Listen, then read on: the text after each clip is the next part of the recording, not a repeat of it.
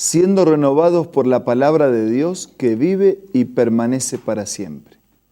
Por esta razón, diariamente nos encontramos para leer, para meditar, para reflexionar juntos sobre la palabra del Señor. Y lo hacemos un capítulo cada día con el deseo, con el plan de completar la lectura de toda la palabra de Dios. Hoy nos detenemos en el capítulo 9 del libro de Isaías. Antes pedimos la bendición de Dios. Señor y Padre nuestro, al meditar en tu palabra queremos hacerlo en tu presencia. Condúcenos con tu Espíritu, te lo pido y te lo agradezco en el nombre de Jesús. Amén. El capítulo 9 del libro de Isaías lleva como introducción una expresión: nos ha nacido un niño. En los pasajes introductorios se destaca de qué manera Dios había humillado en lo pasado la tierra de Zabulón y Neftalí, pero que en el futuro honraría a Galilea. Es un anuncio profético de Isaías. El versículo 2 dice: el pueblo que andaba en la oscuridad ha visto una gran luz. Sobre los que vivían en densas tinieblas, la luz ha resplandecido.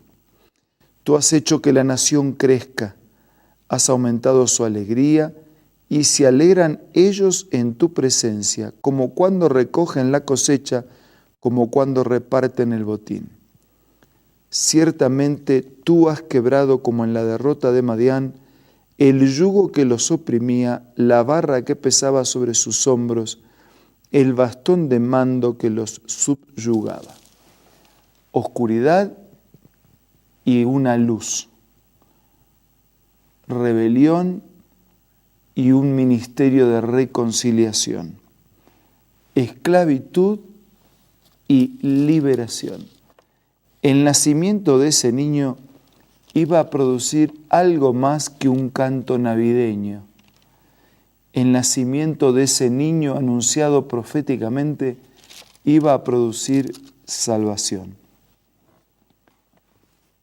En el versículo 5 podemos leer: todas las botas guerreras que resonaron en la batalla y toda la ropa teñida en sangre serán arrojadas al fuego y consumidas en las llamas.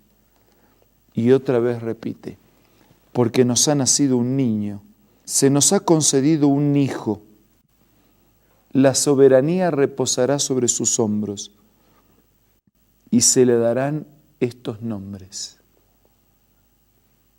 Consejero, admirable, Dios fuerte, Padre eterno, Príncipe de paz.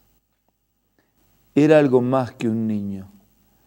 Era el anuncio profético del nacimiento de Dios encarnado en la naturaleza humana como el Hijo de Dios. Aquel niño que habría de nacer en Belén era algo más que un niño. Por eso dice el versículo 7, se extenderá su soberanía y su paz no tendrá fin. Gobernará sobre el trono de David y sobre su reino para establecerlo y sostenerlo con justicia y rectitud, desde ahora y para siempre. Esto lo llevará a cabo el celo del Señor Todopoderoso. Por eso digo que era algo más que un niño. El nacimiento del Hijo de Dios significaba salvación, redención, restauración. Por eso los títulos: consejero, venía para aconsejar y para conducirnos hacia la salvación. Admirable, porque solo es posible admirar a quien, siendo Dios, se encarna en la miseria humana para redimirnos del pecado. Al mismo tiempo era el Dios fuerte, era el Padre eterno, era el Dios de siempre, era el Príncipe de la paz. Desde el versículo 8 en adelante nos encontramos con el enojo del Señor contra Israel. El Señor ha enviado su palabra, la ha enviado contra Jacob. De esto se entera todo el pueblo. Versículo 10 dice, si se caen los ladrillos, reconstruiremos con piedra tallada, y si se caen las vigas de higuera, las repondremos con viga de cedro. Habla de la fragilidad. El versículo 12 dice, los sirios en el este y los filisteos en el oeste se comieron a Israel de un solo bocado. Ese pueblo frágil, indefenso, sometido por sus propias elecciones equivocadas, fue fácil presa de sus vecinos. A pesar de todo esto, la ira de Dios no se ha aplacado y su mano aún sigue extendida. Versículo 13. Pero el pueblo no ha querido reconocer al que lo ha castigado. No ha buscado al Señor Todopoderoso. Por eso en un mismo día el Señor cortará cabeza y cola, palmera y junco. La cabeza son los ancianos, la gente de alto rango. La cola son los profetas, maestros de mentiras. Los guías de este pueblo, en lugar de guiar, extraviaron. Por eso dice versículo 17, no se complacerá el Señor en los jóvenes, ni se apiadará de huérfanos y viudas, porque todos ellos son impíos y malvados, y sus labios profieren necedad. A pesar de todo esto, su mano todavía sigue extendida. Versículo 19. Por la ira del Señor Todopoderoso arderá en fuego la tierra y el pueblo será el combustible. Nadie se compadecerá de su hermano. Unos comerán lo que esté a su mano derecha, pero se quedarán con hambre. Otros lo que está a su izquierda, pero no quedarán satisfechos. Concluye el capítulo diciendo, Manasés se comerá a Efraín y Efraín a Manasés, y los dos juntos atacarán a Judá. Por eso la ira de Dios no se ha aplacado y su mano aún sigue extendida.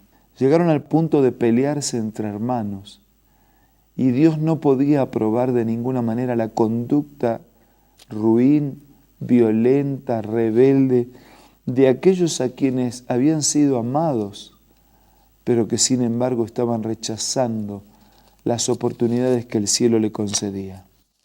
Este es un capítulo de contraste.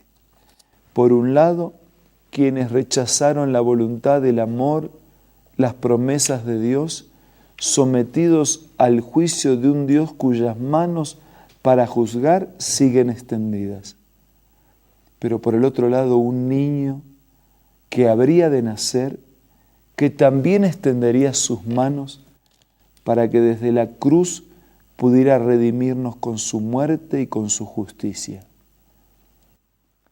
Sí, quienes no aceptan las manos extendidas de aquel niño que siendo grande terminó crucificado en una cruz, tendrán que vérselas con las manos extendidas de un Dios que hará justicia para terminar con el pecado y con los pecadores que insistieron en sus pecados. Pero todos nosotros tenemos oportunidades de ser alcanzados por la gracia, por el sacrificio y por el amor del Señor. Que en este momento podamos recibirlo una vez más o por primera vez y sentirnos llenos de la gracia y de la nueva oportunidad que Dios nos concede. Ahora vamos a orar.